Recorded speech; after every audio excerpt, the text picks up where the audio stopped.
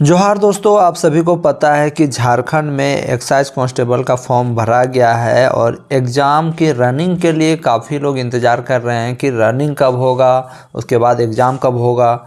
काफ़ी दिनों से मेरे पास बहुत सारे प्रश्न आ रहे थे कि सर दौड़ क्यों नहीं हो रहा है, तो उसका मैं पूरा डिटेल आपको बताने वाला हूँ।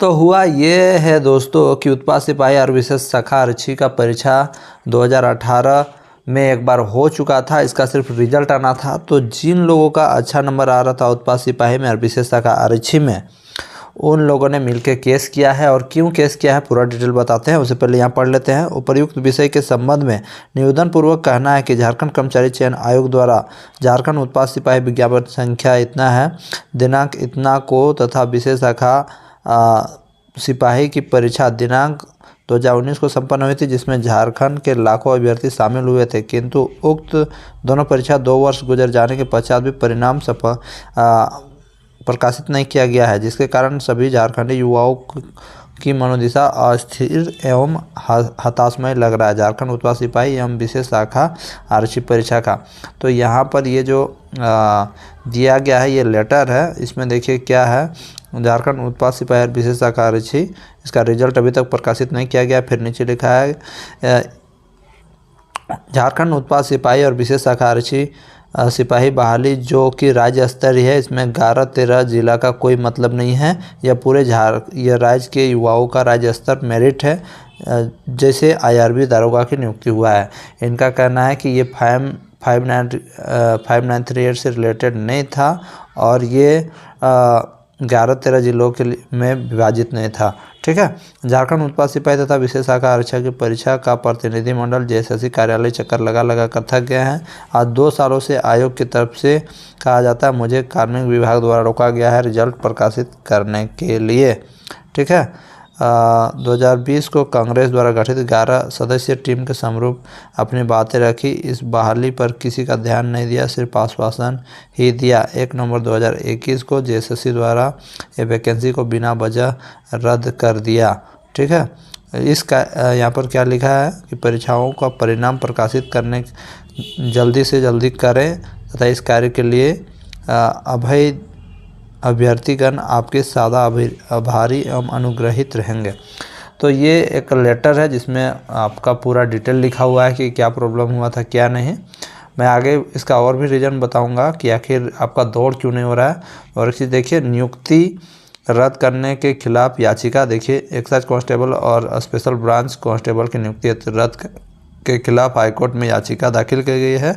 अमित उरांव की तरफ से अधिवक्ता अमृतांश वत्स ने याचिका में कहा है कि JSSC ने 2018 में एक्साइज कांस्टेबल और स्पेशल ब्रांच कांस्टेबल के अलग अलग विज्ञापन निकाला था। सारी प्रक्रिया के बाद परिणाम जारी करना था, लेकिन राज्य ने 1 नवंबर 2021 को दोनों विज्ञापन रद्द कर दिया। ठीक है।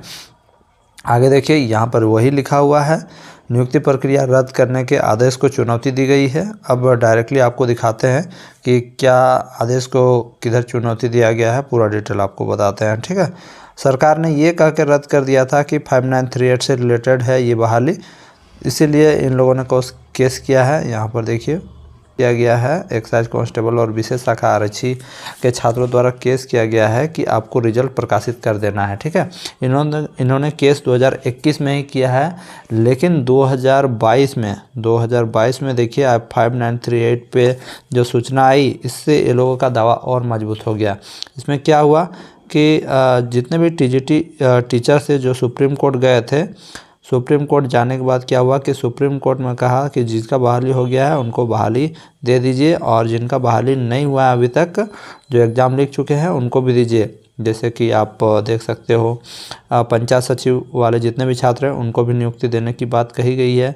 और TGT के जो टीचर हैं, हाई स्कूल की जो बहाली हो रही है, उन बहाली क्या, वो लोग का डॉक्यूमेंट वेरिफिकेशन भी हो रहा है, तो वो नियम 5938 से ही रिलेटेड था। तो अब ये लोगों का कहना है कि जब उसी नियमावली से वो लोग का बहाली हो रहा है, तो हम लोग का क्यों नहीं हो सकता है। ठीक है। सिंपल सा बात है। सरकार ने ये कहा था कि इसी नियमावली से वो बहाली हुआ था और वो लोग का रद्द कर दिया।